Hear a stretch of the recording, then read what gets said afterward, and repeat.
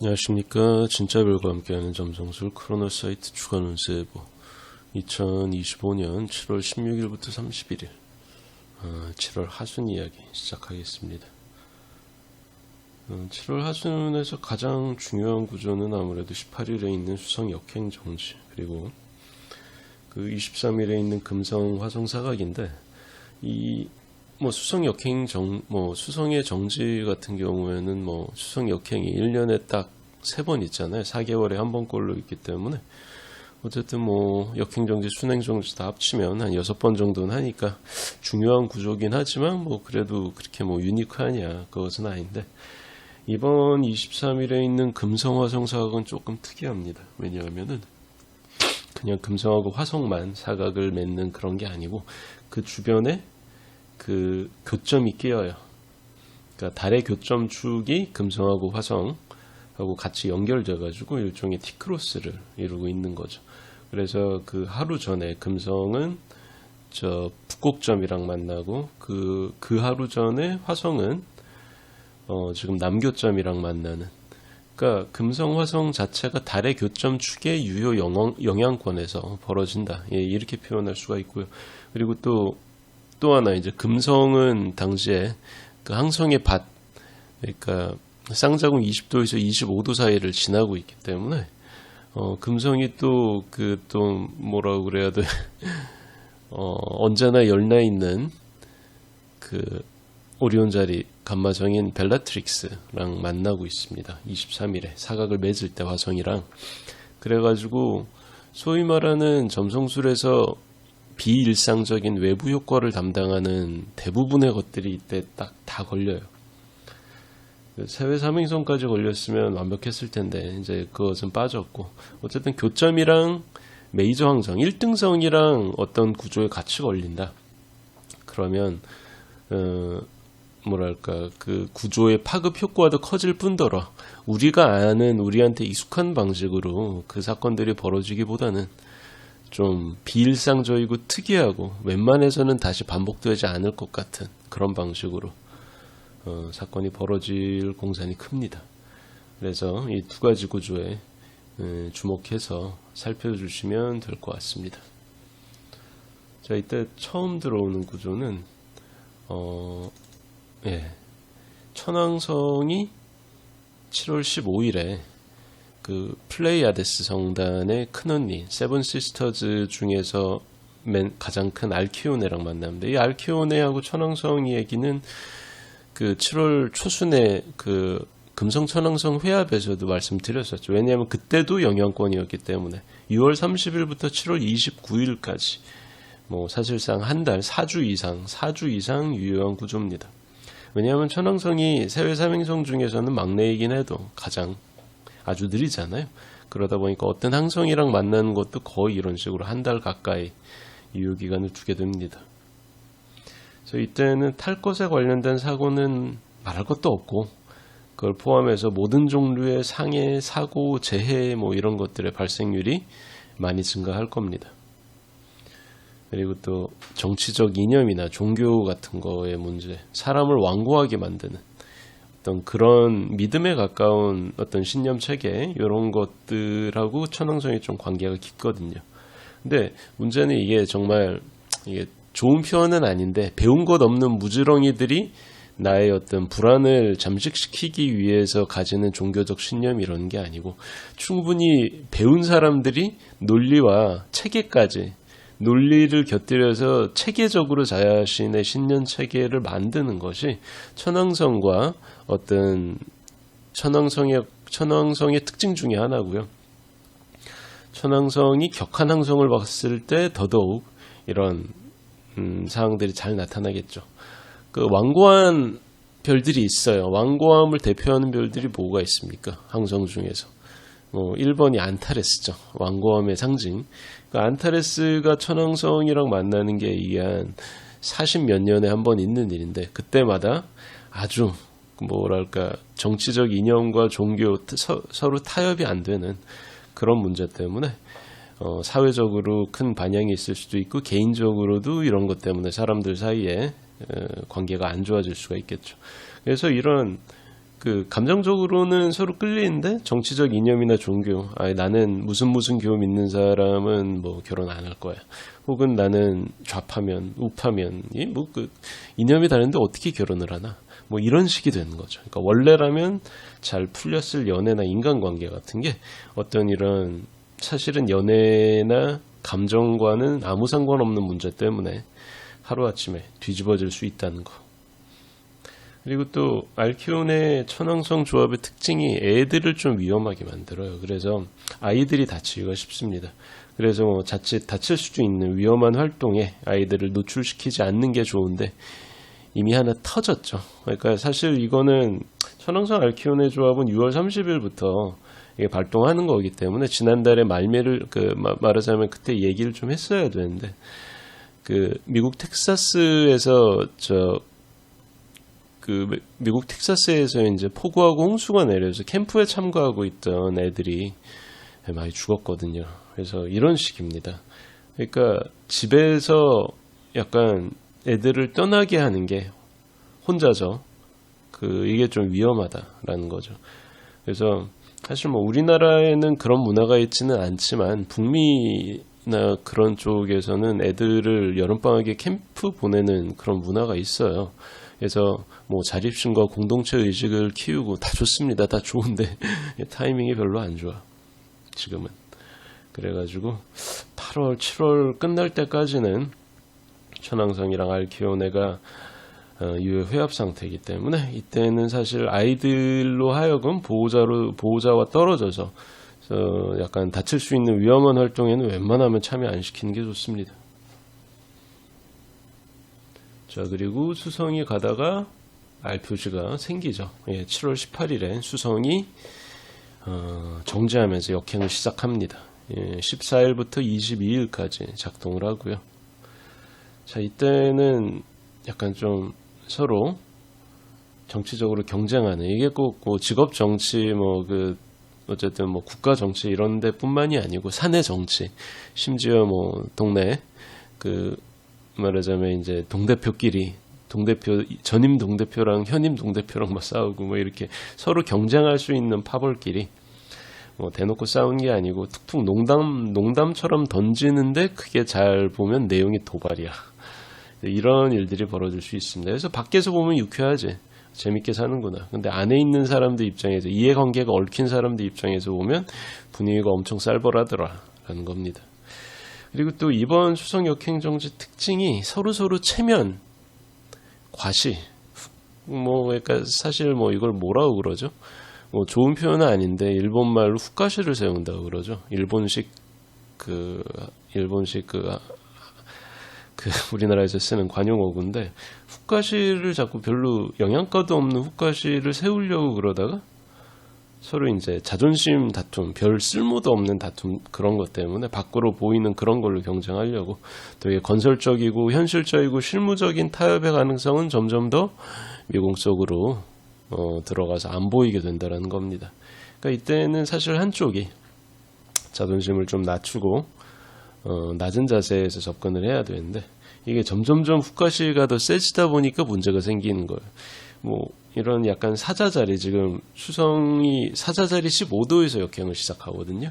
그래서 이런 사자궁에서 지금 훅가시 세우고 있는 사람이 또 누가 있습니까? 사자궁 상승에 미국 대통령 트럼프죠. 그래서 아마 이거를 보면 수성 역행 정지 기간에는 여전히 이 할배는 계속 쓸데없는 훅가시를 세울 것 같아서 그게 약간 좀 걱정이다 라는 생각입니다. 물론 그리고 다저탱성의 정지이기 때문에 타임로드나 퍼스널 시그니피케이터가 수성인 분들은 건강이나 직업, 재물, 결혼, 이사처럼 인생의 보편적인 앵글에 관련된 사안에서 전후 한 6개월 사이 가장 중요한 중대한 이벤트를 겪을 수가 있습니다. 그리고 같은 날에 이 수성이 정지하는데 금성이 막 따라붙으면서 바로 육각을 맺습니다. 같은 날에 벌어진 일이고 요거는 7월 15일부터 20일까지 작동을 해요. 수성, 금성 육각. 제가 보통 내행성 육각은 내행성이 관여된 행성구조의 육각은 잘 언급을 안 하는데 이건 언급을 합니다. 왜? 수성하고 금성은 태양으로부터 많이 떨어질 수 없기 때문에 수성하고 금성이 만날 수 있는 거는 회합, 육각, 그리고 아주 가끔 있는 엔티션 컨트랜티션밖에 없어. 근데 엔티션 컨트랜티션은 각의 어떤 시인성, 그러니까 말하는 가시성이 떨어지기 때문에 사실 볼만한 게 회합이랑 육각밖에 없습니다. 그래서 수성, 금성, 육각은 내행성이라도 봐주는 게 좋다. 왜? 자주 벌어진 일이 아니거든요. 자, 그래서 이때는 좋은 소식이죠. 공연 기획이나 콘서트, 전시회, 컨텐츠를 발표하고 프로젝트를 런칭하고 이런 문화예술계에서 이루어질 수 있는 모든 활동, 모든 영역에서 좋은 기회로 작용할 수 있습니다. 그래서 신곡을 런칭한다? 이때 해야죠. 그리고 새로운 전시회 오픈을 고지한다? 이때 해야죠. 그리고 새로운 어떤 크루를 짜가지고 우리 이런 식으로 한번 협업을 하기로 했어요. 이때 런칭해야죠. 예, 딱 그런 걸 하기에 좋은 그런 시기입니다.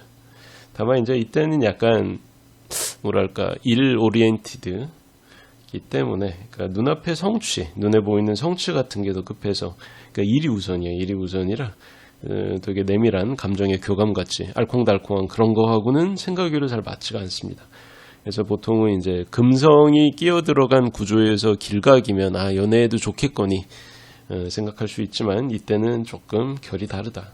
그러니까 사적인 연애에는 오히려 일 때문에 불리해 줄 수가 있다라고 볼 수가 있고요.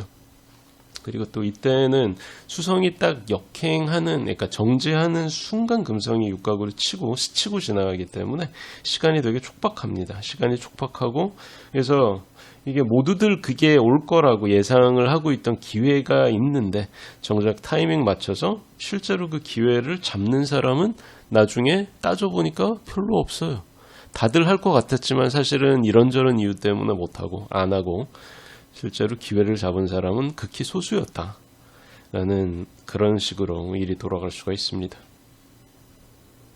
자, 그리고 3일 후에 목성이 움직이면서 쌍둥이 자리 감마성인 아레나가 중요한 게 얘가 광도도 높으면서 저 황도에 되게 가까워요. 그래서 PED 방식으로 볼 때 우리가 지금 행성항성 그 구조를 논할 때 다 PED 방식으로 보고 있죠. 이 PED 방식으로 봤을 때 되게 유효한 별이 광도에 비해서 훨 유효한 별이 아레나입니다. 근데 목성은 12년에 한 번 돌아오잖아. 12년에 한 번씩 한 사인을 지나는데 목성은 지금 자기가 익절테이션을 얻는 거해궁에 있죠. 거해궁을 지나고 있는 목성이 안 그래도 힘이 잔뜩 그러니까 익절티드라는 게 뭐예요? 잔뜩 흥분해가지고 힘이 빡 들어간 상태인 거죠. 그 상태에서 아레나도 사람을 약간 좀 그 흥을 만드는 그런 별이기 때문에 힘 빡 들어간 상태에서 이 아레나까지 만납니다. 그래서 요거는 7월 18일부터 24일까지 한 일주일 정도 작동을 하고요. 이때는 약간 사실 요즘에는 뭐 부동산, 유가증권 플러스 새로운 어떤 투자의 개념이 생긴 게 암호화폐, 코인이죠. 예전에 없던 그런 개념인데 이 코인의 시대에 걸맞은 코인이 지금 생긴 지 20년도 안 됐잖아요. 20년이 뭐야? 어쨌든 제대로 이제 런칭한 지가 16년, 15년 그 정도밖에 안 됐습니다. 그래서 이 코인의 시대에 걸맞은 코인에 관련된 코인이나 뭐 NFT 뭐 이런 식으로 새로운 개념의 투자에 성공한 사람들이 이때 되게 약간 좀 어떤 캐치프레이즈를 만든다든가 어떤 얘네들이 협조해가지고 어떤 운동이나 약간 협회 가맹을 만든다든가 그러니까 일종의 과시적인 스노비즘 투자 영역의 스노비즘 같은 게 이때 약간 선보일 수 있어요. 제가 굳이 이거를 스노비즘이라고 얘기하는 게 이거는 순수하게 과시를 위한 거거든. 내가 성공했다 이런 식으로 했어요. 끝 이게 아니고 내가 이렇게 잘났어 라는 얘기를 뒤에 쫙 그 안 보이게 깔아 놓는 거지. 그래가지고 원래 이게 주식이나 채권이나 부동산처럼 전통적인 투자 시장에서 자란 사람들은 워낙 거기에 대한 어떤 사실관계나 어떤 투자 방식이 이런 게 잘 알려져 있고 사람들이 익숙하기 때문에 스노비즘이 나오긴 쉽지 않아요. 그냥 왜냐하면 자기가 되게 잘난 체 하면 졸부 약간 그런 취급을 받는데 왠지 그 코인 쪽은 아직 새로운 영역이기 때문에 이런 스노비즘, 과시적인 스노비즘을 바래도 되는 그런 상태인 거죠. 그래서 근데 뭐 이거를 아무 이유 없이 하겠어요. 일종의 본인의 성공을 내세우면서 추종자, 말 잘 듣는 추종자들을 모으기에 딱 좋은 구간이라는 거죠. 자, 그래서 이게 이렇게 목성이랑 아레나가 만났을 때 그렇게 아름다운 의미만 있는 것은 아닙니다. 그래서 그거를 염두에 둘 필요가 있고요.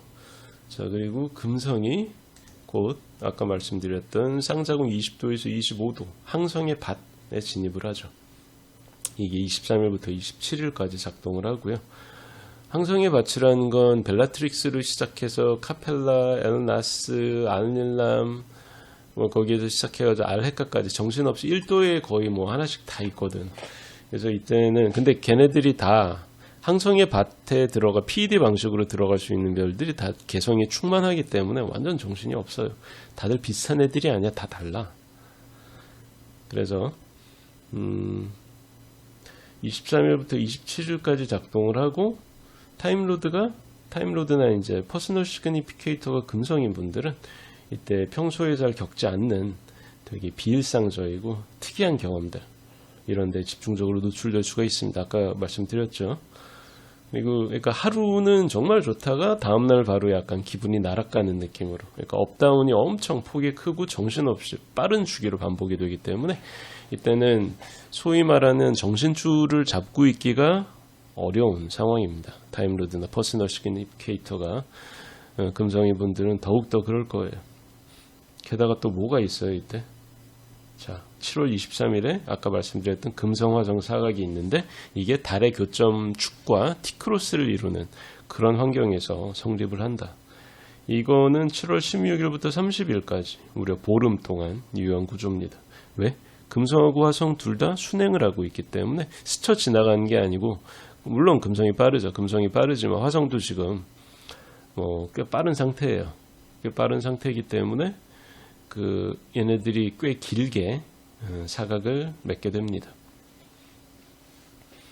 그래서 이때는 이것도 되게 뭐랄까 내가 좋은 점만 보려고 그런 것은 아니지만 기회를 찾는 사람들한테는 상당히 좋은 소식일 수 있어요. 부가가치를 창출할 수 있는 모든 분야, 마케팅, 영업, 문화예술계, 엔지니어링, 의학 이런 모든 분야에서 기술적인 정교함이나 완성도가 이때 극에 달할 수가 있다. 약간 전에 없던 이런 게 가능했어? 라는 게 만천하에 드러나는 거죠.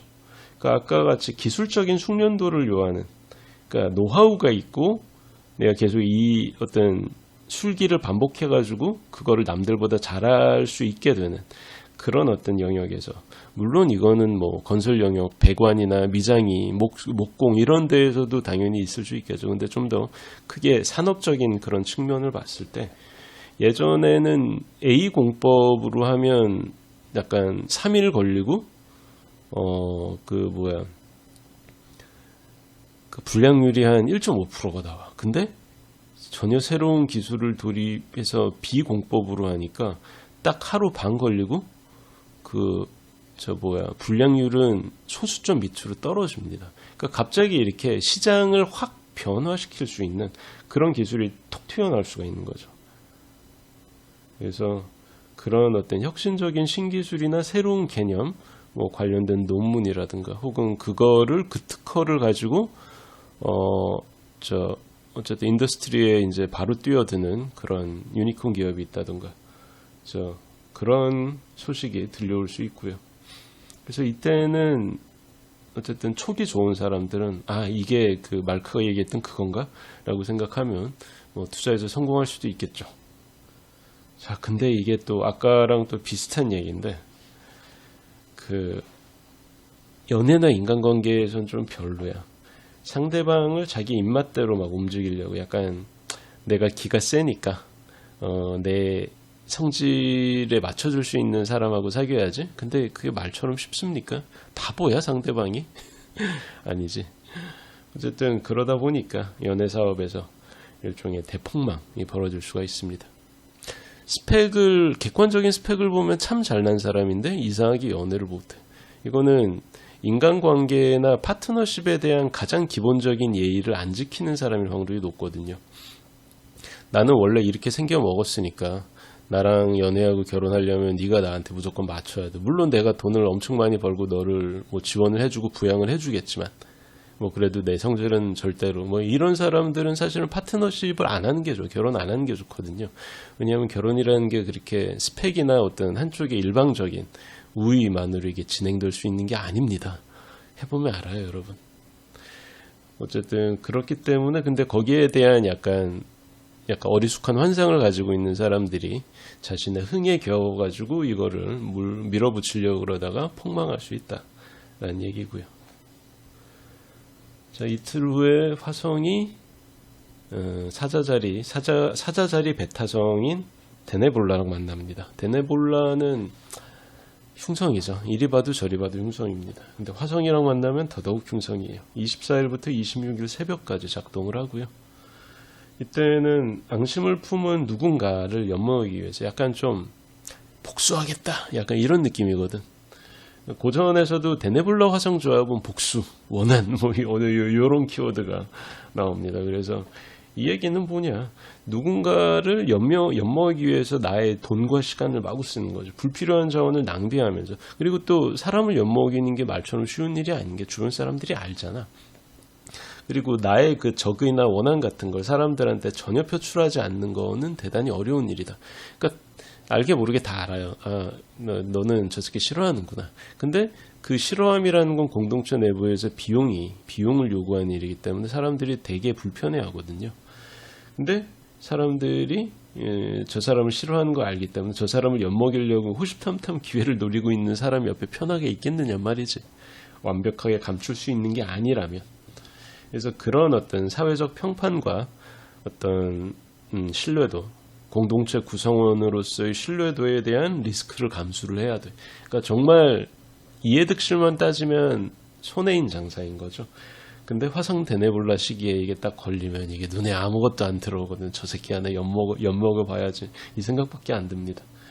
그래서 이런 식으로 감정 조절에 실패하면서 중요한 일을 막 그르치려는데 또 옆에서 말려줄 사람도 없어. 옆에서 말려줄 사람이 있으면 그나마 나은데 그런 사람도 없어. 완전히 그러니까 말하자면 그 감정이나 행동에 몰입해버리는 거죠. 이건 몰입이 아니고 함몰이라고 하는 게 나을 겁니다. 왜냐하면 내가 나에 대한 인지가 사라지기 때문에. 그래가지고 뭐 앙심을 품는 것도 좋고 뭐 원한 복수 다 좋아. 해볼 수는 있겠지 인생에서. 근데 그것 때문에 정말 큰 거를 놓치면 안 된다라는 그런 생각을 해보실 필요가 있습니다.